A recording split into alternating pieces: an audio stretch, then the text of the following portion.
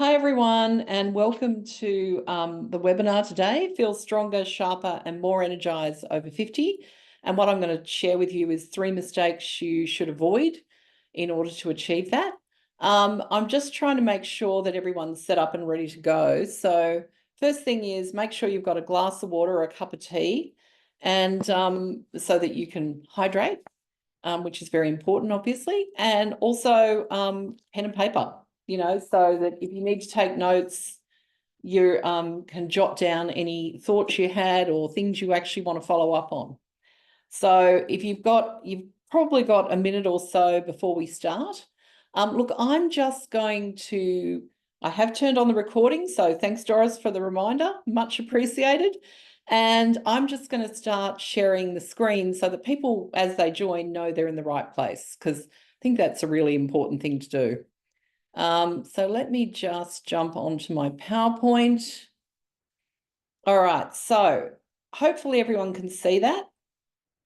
It should be a slide that says aging outrageously. And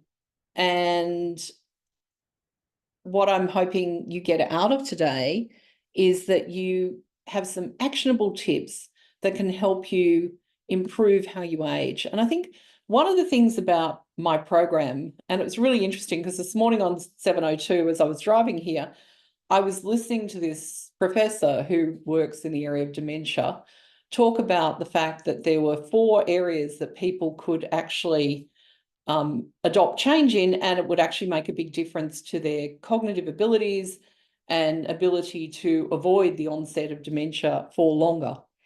And basically, as he covered everything, I'm like, that's actually what I'm going to be talking about today. So maybe what I should have done is just record him and I could have played that. But I think I've got some more interesting information for you. Anyway, if as you're joining the call, I can see that there are a few people on, but if you're listening to this and you want to ask a question, turns out that you need to use the Q&A. So if you want to pop questions in there, I can try and answer them on the way through, but I may need to come to them at the end depending on the time. And that's just reminded me the other thing that I need to do is actually have something I'm going to tell you to put down. But I just need to have my phone here so I can see and make sure that I don't go over the hour, because given that you've given up that amount of time, I don't want to stretch the friendship. So I can see there's already one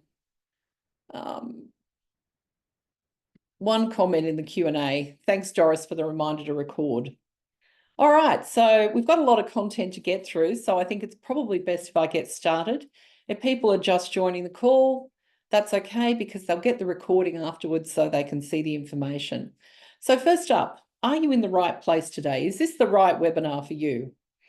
Now, when I was at college, I think it was often we had, 16 different rooms, and more than one occasion where I saw somebody leave the room after 15 minutes realizing they were in the wrong lecture. So it's always good to check that you're in the right place.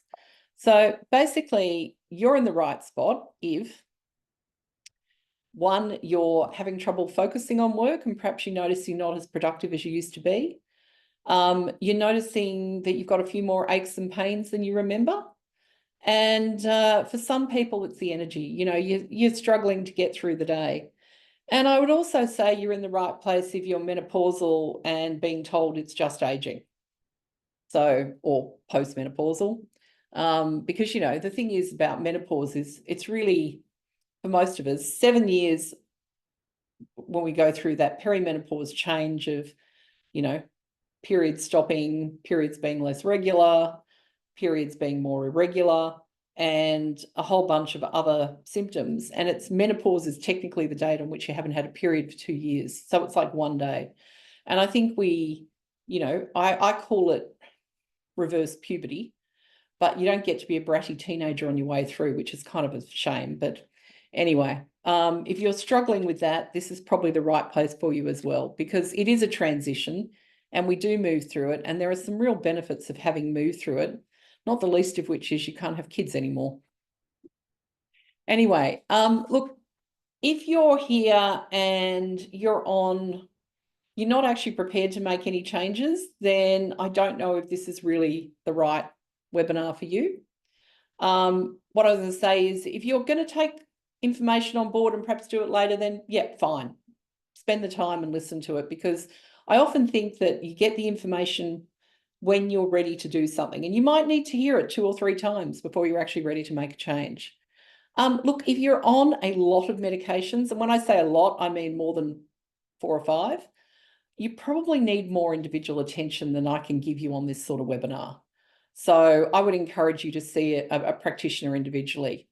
You'll still probably find some useful information, but when you are on a lot of medications, it is more of a role to manage that, the interactions, supplements, select the right diet for you.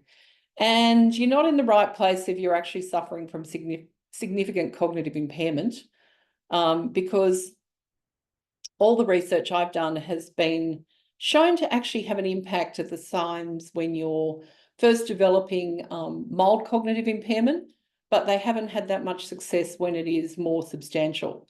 Although there are a couple of cases where they've managed to hold it at bay.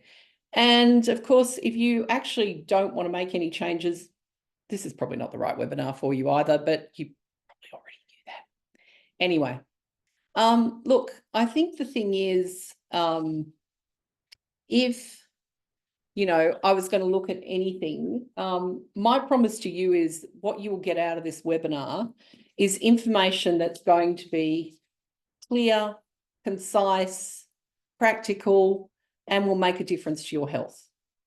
And, it depends on how much you do. I often say to people, people will say to me, which change made the difference to me feeling better? And I'm like, each thing adds about 16%. So decide which 16% you don't want to have. So if you make one change, then you can expect a small improvement. We stack those changes on each other. You then find you get more significant improvement. And what I would really love for all of you is, if you had the opportunity, is to spend a week at a health retreat. And I love Alicia or Golden Door in the Hunter Valley. And I'd say after 5 days there, you are feeling amazing.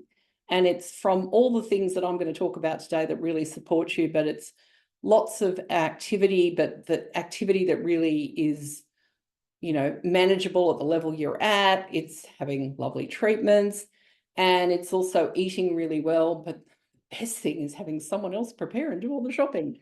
And I can't necessarily give that to you all, but I would love it if I could. Anyway, this is the thing about, if we can stack these changes on top of each other, we can really get some significant improvement. So in return, what I'm going to ask is that you implement at least one of the things we discuss for a month. And because, that's about the time it takes to make a real change. And then let me know, just email the Christine at Elemental Health and let me know how that has benefited you. That would be really lovely. And I always love hearing from people about, the changes they made that really supported them, because I think I've got a lot of academic knowledge. I've had a lot of knowledge from my years in practice, but it's always good having that reinforced. And sometimes it happens on a day when you really need that, bit of positive reinforcement. Now, a couple of other things. I would suggest that you turn this off. And remember, I'm only looking at it for the time to make sure that I don't, go to 90 minutes. And I would also encourage you to take notes, because I find reinforcing things by writing them down, it's actually really critical and really helps you remember. I often do a shopping list before I go to the supermarket, and half the time I don't remember to bring it with me. But because I've actually written it down, I remember what's on there. Well, I remember most of it. And then when you get home, there's always that one thing you then use up and think, well, that should have been on the list. Now, during this class, what you're actually going to learn is what the top 3 mistakes that people make are that affect your ability to focus, your energy, and some simple strategies for working on these areas. And I'm also going to send a couple of resources to really help you make a change as we go forward. Some of you may already have signed up for my Better Brain Health recipe download, but I'll send out the link to everyone on this call as well. And that's a 1-week meal plan, which shows you how to adopt some of the principles I'm talking about in this webinar.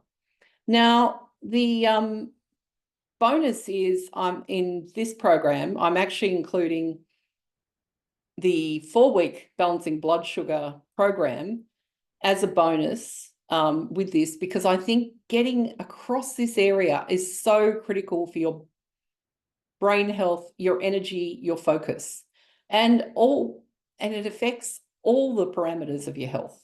So, I think if you can get across this one area, it will make a big difference to you going forward. And it doesn't involve a huge amount of change. It probably involves some significant tweaks to what we've always been told is a healthy diet. But I think for most people, it's very doable.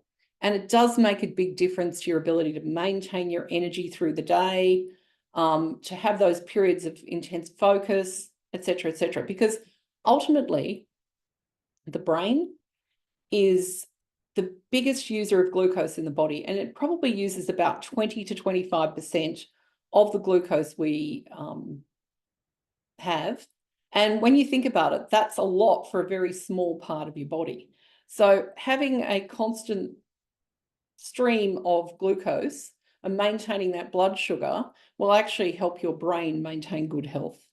Now, the other thing, so that's why I say that this is kind of this is the bottom pebble, if you look at that picture, that really everything else is built on.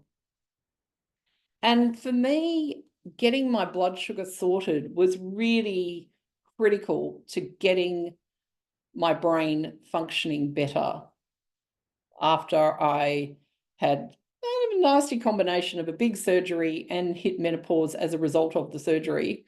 And my focus was really bad. And the first thing that I found really frustrating was remembering people's names and even remembering words on occasion. So that was intensely frustrating for someone who's always done a lot of research and study. I still struggle with the name thing, to be honest. And if I see you and call you possum or honey, it's probably because I'm struggling to remember where I know you from and your name. I have always blamed it on the fact that because I was teaching at Nature Care College for a long period of time, and I used to teach the subjects that were just a weekend subject. So I'd do a business skills subject, and, I'd have 300-400 people who went through that course in a year. And they'd remember who you were because they often were kind enough to tell me that I had made that subject interesting. And they'd all come into it with very low expectations. And, then I would really struggle. And then at some point I'd go, oh, you studied at Nature Care, did you? And then it might click in. Anyway, for me, getting blood sugar sorted was one of the core things that really made a big difference. Now, just a little bit of background on me. So generally, you find me, and if you've seen me on Instagram or Facebook, you know that I'm 60 years old. This is my second, possibly third career. I did work in corporate for a number of years, and I usually can be found enjoying a cup of tea down at one of the cafes around my clinic or around Linfield where I live. And I am very fond of a cuppa. But I have found over time that I used to be a bit of a coffee fiend, but I've found that I can't really tolerate that anymore. So it's black tea in the morning and then peppermint tea or chamomile in the afternoon. Now, in terms of my corporate background, I did actually work in investment banking and venture capital for about 20 years of my career. And I found out how to burn out and hit the wall at speed. And after that, I went on a journey to find the things that actually supported me and actually supported my health and that of my family. So 2006, I studied and graduated in nutrition. That was actually a 3-4 year course, and homeopathy. And then in 2018, I actually upgraded to naturopathy as well, because I was working at the college and they were very supportive of adding further qualifications. I was head of nutrition at the college for a number of years, and I've had 18 years in clinical practice.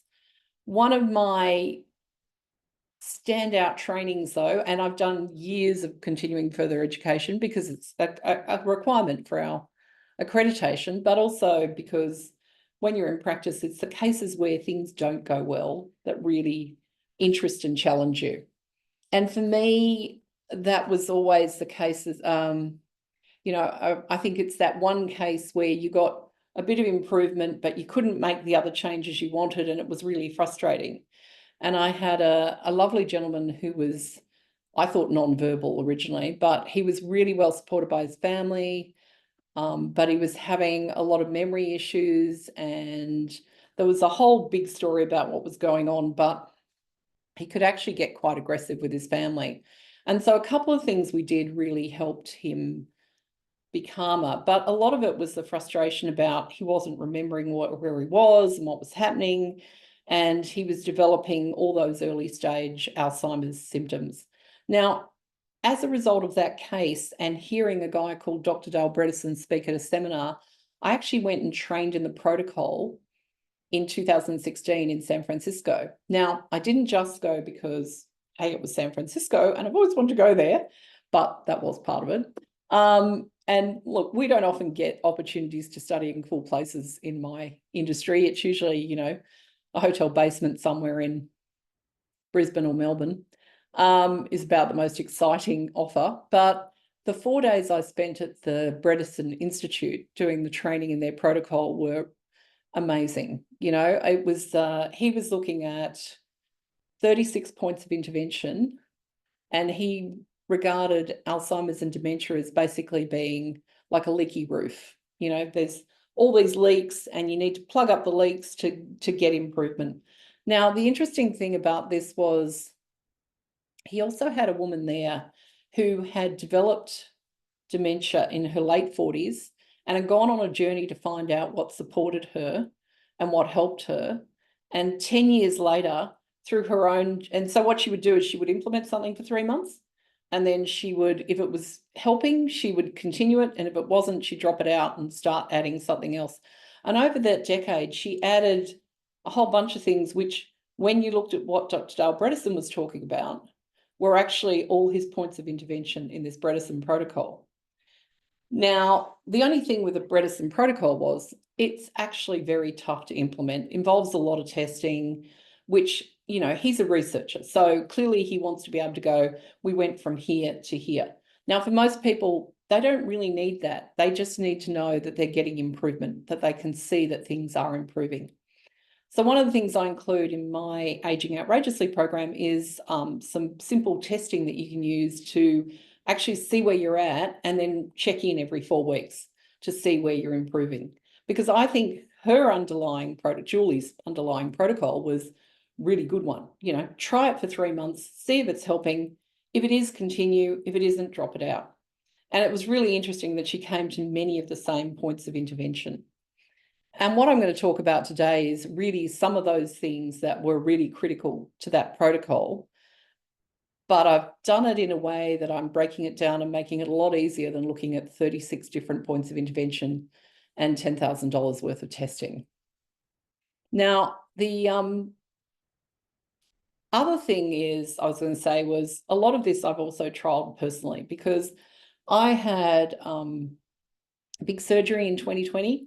Really weird experience. I had you know, it was all scheduled, and I went into hospital in early March and had the surgery, came out 6 days later, and it was a completely different planet because we'd gone into lockdown.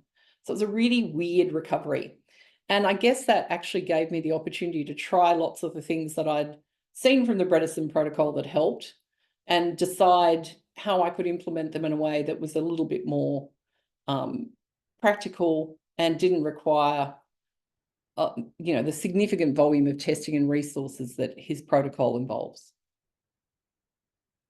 Now, I did find through that you know, my recovery from surgery is not great. I'm not good with anesthesia, and it had the nasty combination of knocking me into menopause really quickly.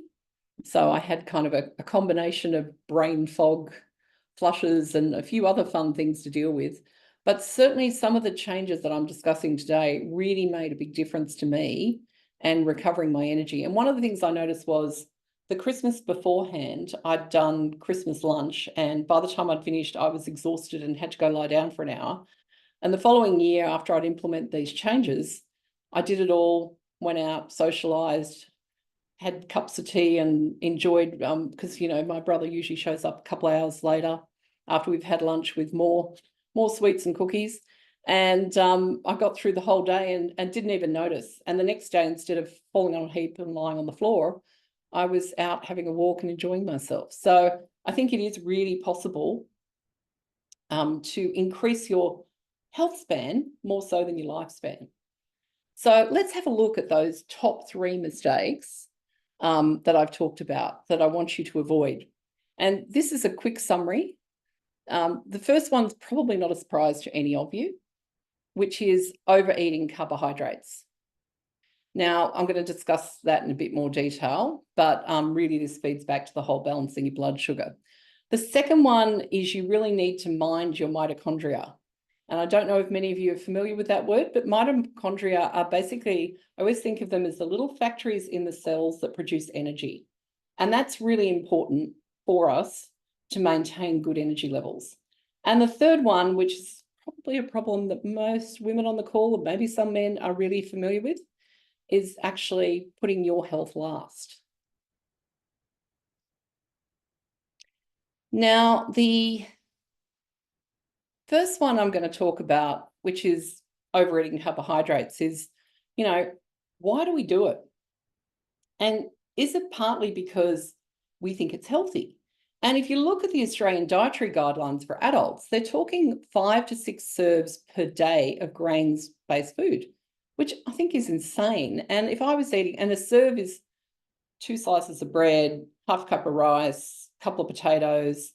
If I was having that much carbohydrate in a day, I would be the size of a small house. Because I really find most people as they get older really can't tolerate that volume of carbohydrate.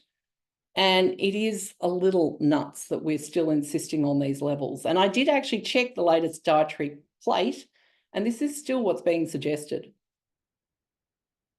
So part of it is our education and training has told us that this is a good thing to be eating and that we should have lots of it. Now, if you look at it historically, bread was very different 100 years ago to what it is today. People used to mill their own grains, so they were getting the whole grain and all the benefits of that. They'd make their own bread, often raising it for 24 hours, which would break down the amount of gluten in it. And then they weren't having a lot of it. They weren't having, you know, constantly having it for every meal, etc., which is what these current guidelines suggest. So, you know, one of the reasons that people overeat carbs is because they've been trained to think it's a healthy food. And, you know, someone will tell me, well, I'm eating wholemeal. And I'm like, is it really wholemeal, or is it, you know, white bread that's had a little bit added back in? Now, the other aspect of it is that it is really convenient, you know. It's most of the cafes around here, you know, sandwich or coffee and a cake. It's really easy. It's quick to eat, you know, and it does give us a quick hit for our blood sugar. So the little bacteria in our gut who really like this stuff will basically train your brain to crave it. And you find a lot of people, you know, they're really reaching for that muffin or cake 2 hours after they've had their breakfast cereal. So what does overeating carbs look like? So it looks a bit like this, and I apologize for the very colourful picture, but that was the best one I could find of cereal. So, you know, usually people have a grain-based cereal for breakfast. They have a sandwich for lunch, which, you know, might have a reasonable amount of protein on, but more often than not, it's just a couple of pieces of sliced deli ham or something like that. And then pasta with a sauce for dinner, or risotto, or something else with quite a lot of grains or carbohydrates in it, which then has the impact that our blood sugar is peaking and troughing and peaking and troughing. And this really exhausts our pancreas, and we start to develop insulin resistance, or it starts as being a little, you know, insulin resistant, but longer term, you're looking at being set up for type 2 diabetes. So the thing is, it's a significant risk to our longer term health, because type 2 diabetes is one of the biggest risk factors for cardiovascular disease, and also Alzheimer's is now known as diabetes type 3.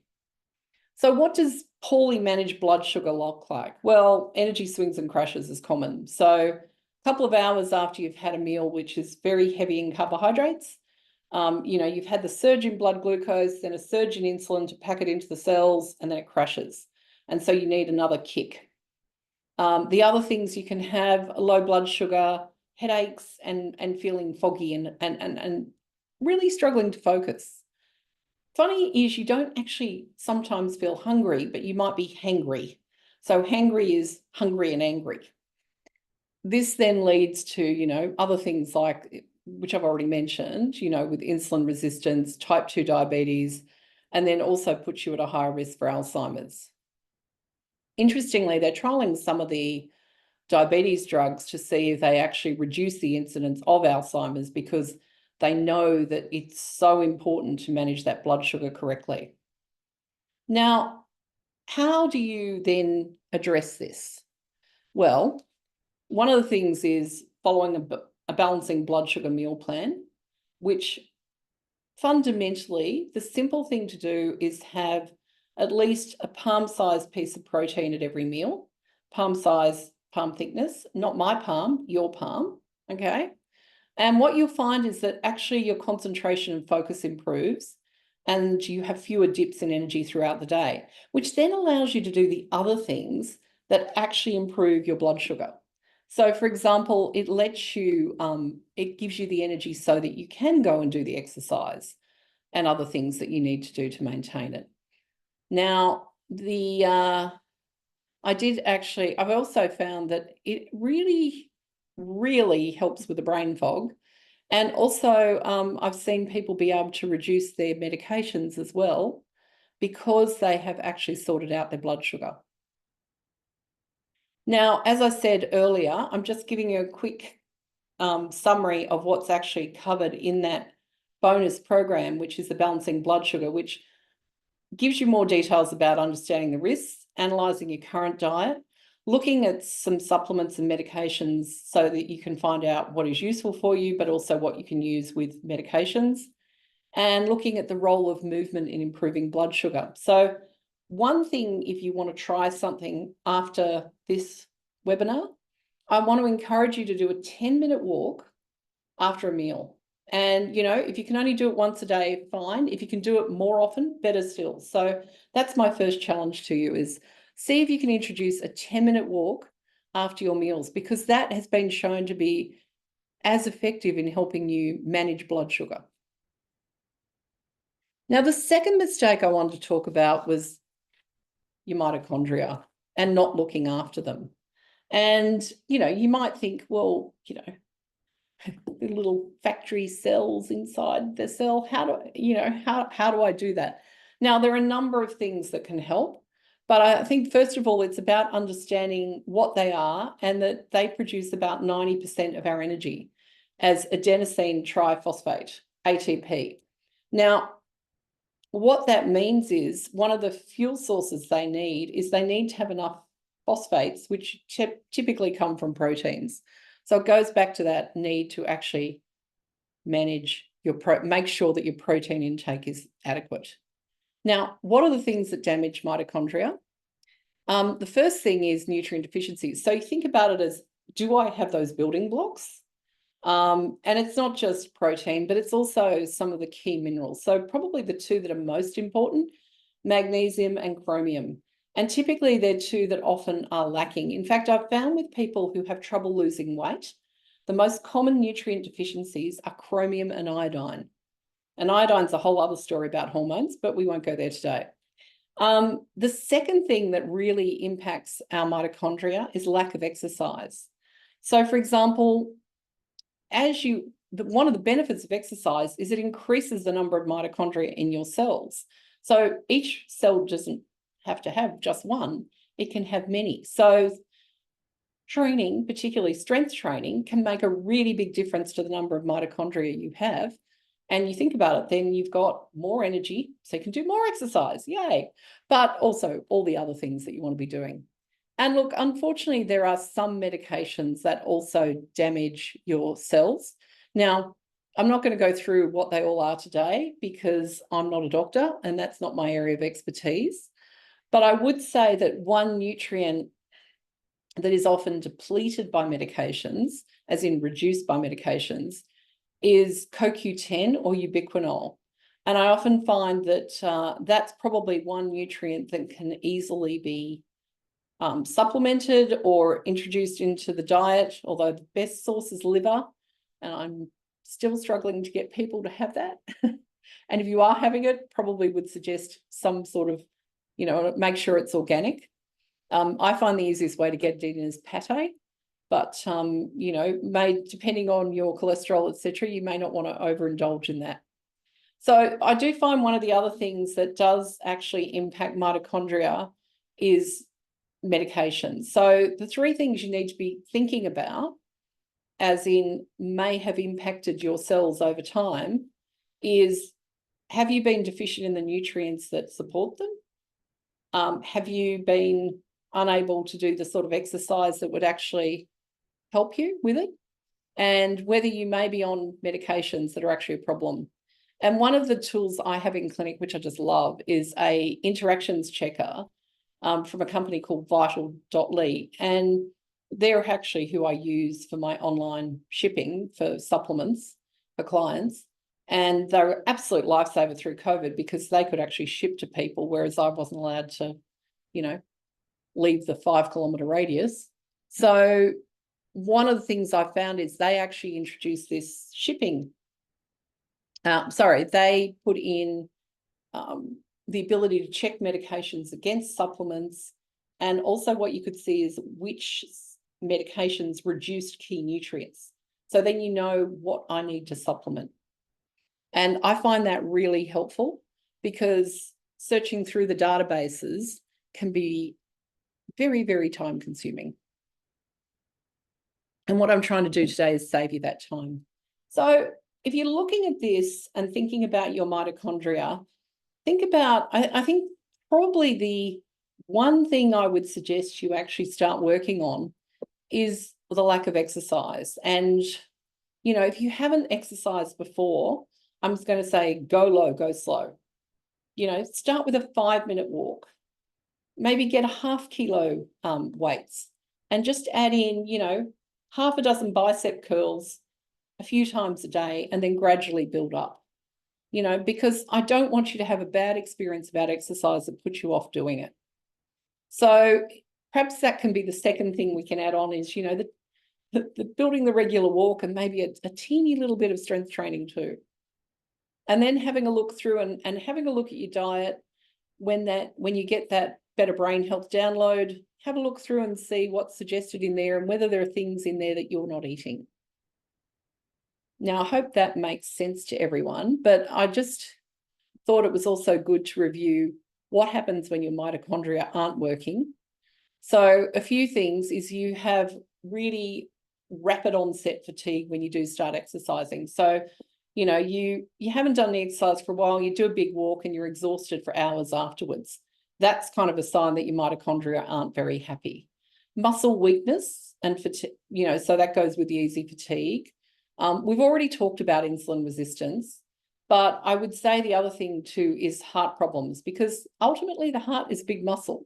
So if you're not supporting the mitochondria in the heart, you're going to start having problems with that really big, very important muscle. Now, this one is one that I think I have noticed in clinic that a lot of women are guilty of. And I often say to them that, look, sometimes life sends you a brick. And if you don't listen to a brick, you might get the whole damn wall. Now, I think most of us have probably been through a situation. I certainly know that when I was in my late 30s with 2 young kids working full time, I had one year where I seemed to get every bug that was going. And I mean, seriously, every bug. The kids would be sick. I would be up with them and so would my other half. I mean, it wasn't, all on me, but literally by the end of that year, I had a virus that lasted for about 5-6 weeks and left me really fatigued. And I worked with a naturopath to recover my health, but it was literally like, I wasn't listening, bam. And I have to say, I found out many years later, I thought it was like a chronic fatigue. It's actually glandular fever. And so it made sense that I was unwell for that long, but also the recovery process was quite protracted. Now, when I look at it, why do people put their own health last? And it's basically because I think for a lot of people, they've been trained that, to look after everyone else, and whether that's caring for others. And I think we've got a real crunch generation at the moment. I was looking at this with some other colleagues recently, and, the number of clients we have who, they've had their kids later and they might have, teenagers, but they've also got elderly parents who require a lot of attention.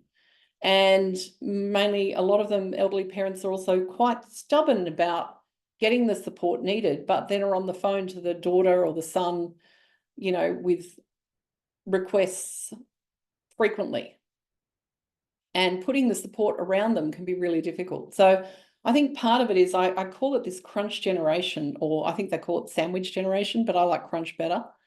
Where I think normally we'd have had kids in our 20s and our parents would have helped us with them. And then if we push that out 15 years, the parents aren't in a great spot to do it. And then if we had that over a couple of generations, it gets even more tricky.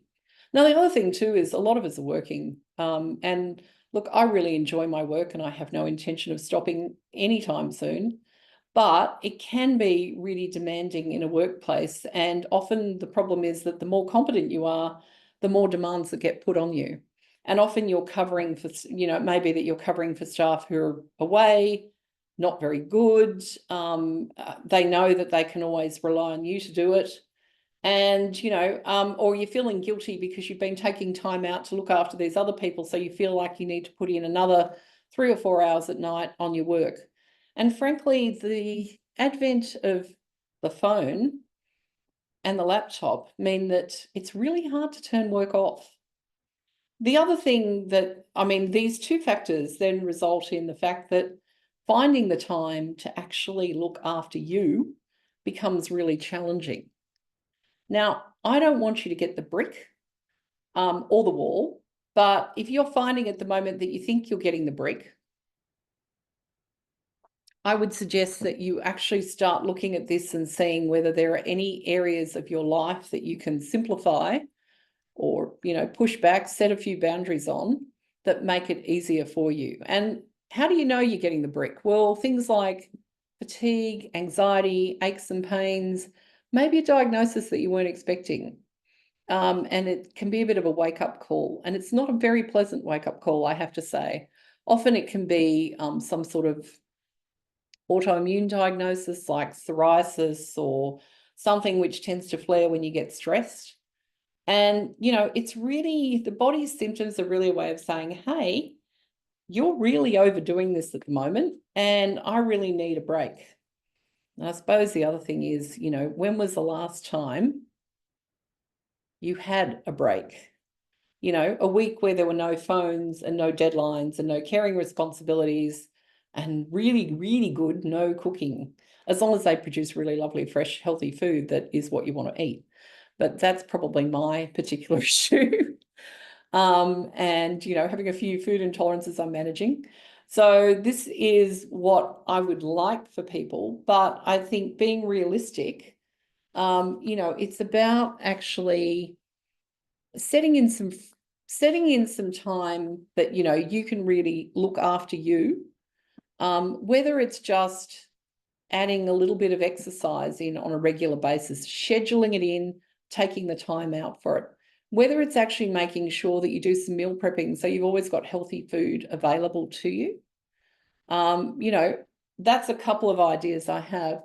And it could also include pushing back on your siblings or your parents who are demanding of attention to actually, put in place some support that is not you at the end of the phone. So have a think about it. I know it's not an easy thing to manage, but I think it is a really important thing to be aware of because, if you're not looking after your health, then at some point you're going to be the one who needs care. And you're probably the one who is least in the position to actually benefit from it because you're so used to doing everything for everyone else, you won't be prepared to accept that support. So what I would really love for everyone on this call is that they age outrageously well, like my grandmother, who at 96 was still walking down to the local shops every day with her shopping trolley and buying her food that she would then cook for her lunch. And she would have a big meal for lunch, and then, with a soup that she made properly from stock and, a roast or something, and then a very light meal in the evening. And she was still looking after herself at that age because she had a great health span. And that's really what I want people to develop, is health span rather than lifespan. So it's, a period of being healthy and vibrant and being able to actually enjoy what you're doing.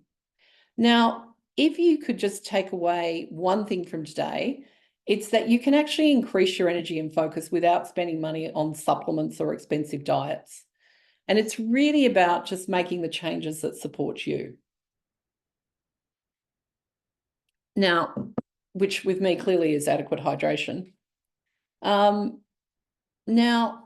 you've got a couple of options here. You can spend some of the time that I did on studying for 3 or 4 years, going and doing all these courses and training and trialing each new product or diet that's suggested online. You can do a deep dive into some of the research platforms like Google Scholar or EBSCO. Or you can fast track your results with my 6-part program. So even though there's 8 steps outlined on the screen, part of the program is assessment and review. So that's kind of 1 and 8. And so what I've developed is I've picked the eyes out of Bredesen protocol for you. And I've actually looked at each of those modules to see what it is you need to work on to actually improve your overall health. And part of what I'm looking at with this is I actually want to make sure that you focus on the areas that are most critical for you. So the reason I get people to do a pretty detailed assessment, which is 2 or 3 pages you fill out and assess where your health is at, is so that you know which areas of the program to focus on. Now, foundational section obviously is balancing blood sugar. And as I've already discussed, this reduces the risks of a range of chronic diseases such as type 2 diabetes and Alzheimer's. But it also has the benefit of, it's not just about, 15, 20 years out. It's actually about improving your energy and your focus now. And, that's just a little testimonial about someone who did one of my balancing blood sugar programs. And she has done a few of my online courses and always really enjoys them. Now, the next section I work on is gut and digestion. Now, look, if you can't absorb your food well and digest it, then anything you do with supplement and drugs and medications is less effective, because you don't know how much of it you're absorbing and using. And, it's often really, as they say, really expensive urine. But pouring supplements into a poorly functioning gut is not a really good idea. It's not a good idea. So first up, it's working on digestion and absorption to make sure that you can benefit from all the other changes you're making. Benefit of that is it also reduces a lot of the uncomfortable digestive symptoms, whether it's bloating or flatulence or reflux. And I won't go into a lot of the other bowel changes because I'll save that for the webinar, but also it's a bit gross. And naturopaths are always talking about, your bowel motions. Now, the thing is, when people's digestion is working well, it's actually easier to maintain a healthy weight, because if you're absorbing your food, you're not getting that hunger signal all the time because your body is actually being satiated. You get better energy from your food because you're breaking down more of it and using it. And if you're taking supplements, you're getting more out of them. Now, you kind of wonder why people don't actually sort it out and just gradually. But what I find is, for a lot of people, their digestion gets worse slowly over time, and they self-medicate and they kind of think it's a normal part of aging. And also, I know that I'm always refluxy or I have heartburn after I have alcohol, but I don't want to give that up. So, there are a number of reasons why people don't actually sort it out. But I do find, again, that this is, I'd say that's probably the second pebble on that pile. So And I found that people having gone through that section already find that their stomachs are working better and doing their job, basically. Now, the next area we review is obviously brain health. And why I put up this is because these 5 areas I think are really critical for brain health, but you can see they're critical for overall health. And we've already talked about 2 of them in depth, which is balancing blood sugar and exercise. So what I'm going to focus on more is inflammation, sleep, and stimulation in this module. And when I say inflammation, I mean being inflamed, which, is often associated with being in pain. As an acute reaction is a really good thing because it brings blood and nutrients to the area so that you can heal. But longer term, it's a problem. And if you think about it, if you hit your knee really hard and it's inflamed and red and angry, you don't want that continuing, because then it's like everything is trying to function through all this fluid and it makes it tougher for your knee to work. But also systemically, if you're inflamed, it makes it harder for you to work effectively. The other thing we're going to look at in this module is sleep. And I think, again, if you can sort out one thing, getting good quality sleep makes such a difference. And because sleep is the time, and I've got a blog on my system called about the lymphatics, but basically it's the lymphatic system in your head, and it's all the drainage. So when you're sleeping, this drains and it removes all those amyloid plaque and other proteins. And so, if you wake up refreshed and you're getting 7 to 8 hours of sleep a night, you're probably maintaining your brain health and waste disposal as well as possible. Now, for a lot of people, and personally postmenopausal, I've always been a good sleeper. And when I had disturbed sleep, it was just it was so demoralizing. And also it just had such an impact on my energy. So I think addressing that area is really critical. The other part for brain health, and sorry, I'm just keeping an eye on time here. Okay, we've still got 15 minutes, we're good, is stimulation. And so what I would say with this module is what's really important to do is things you're not good at. I know that seems kind of counterintuitive, but if we're good at something, we can do it quickly and well.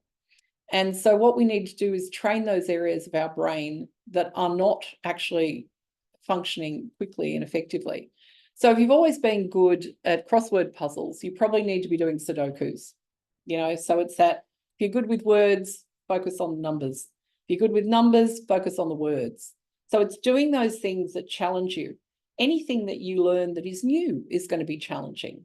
But again, I would say concentrate on the things you're not good at, which is somewhat difficult and, a little more challenging because we don't like doing things we're not good at. But it will really help with your underlying brain health, learning new things. And, I go back to my grandmother. She actually retrained as a district nurse when she was in her 40s. And she had left school at 14. So that was a big exercise for her to go and do that study. But I still find to this day, whenever I'm doing more study, I think about that, the fact that she made that change when she had 4 kids, that's pretty impressive. And maintaining your brain health with exercises, and there's programs out there and things that are really useful. So what I might do, and I'm just making a note now, is send you out the details of some brain training platforms that you might find helpful for you.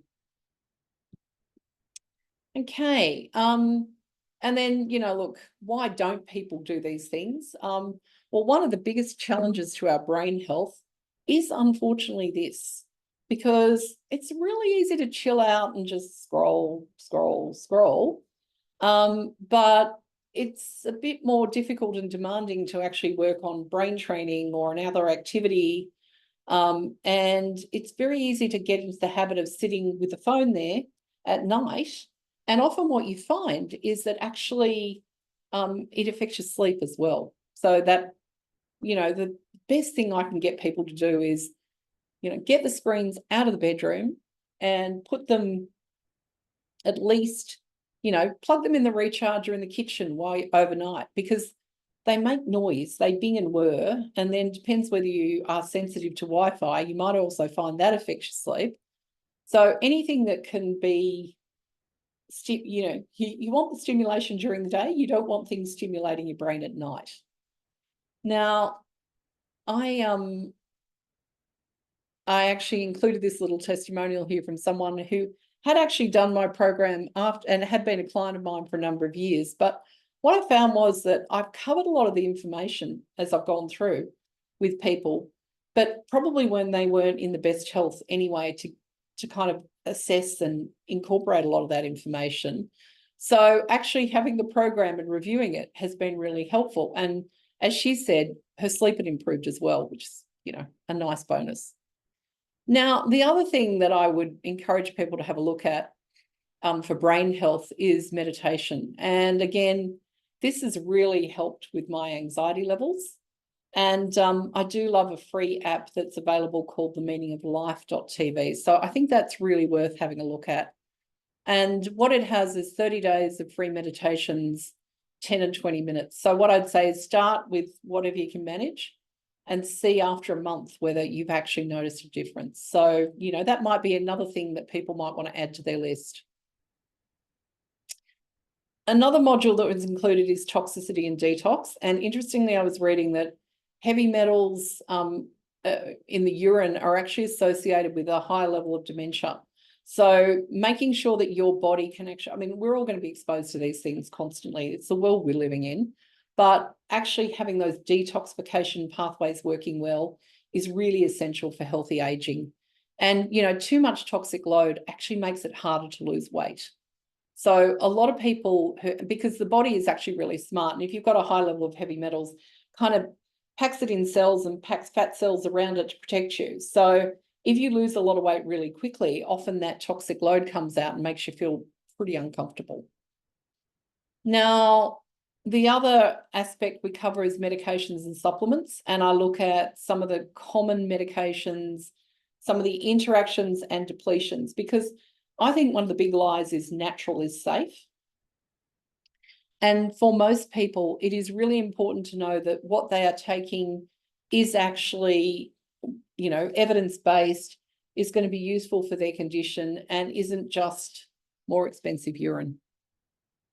So I would encourage you, if you're on medications as well, to make sure you look at the inserts in the pack, or they're online now, most of them, I think.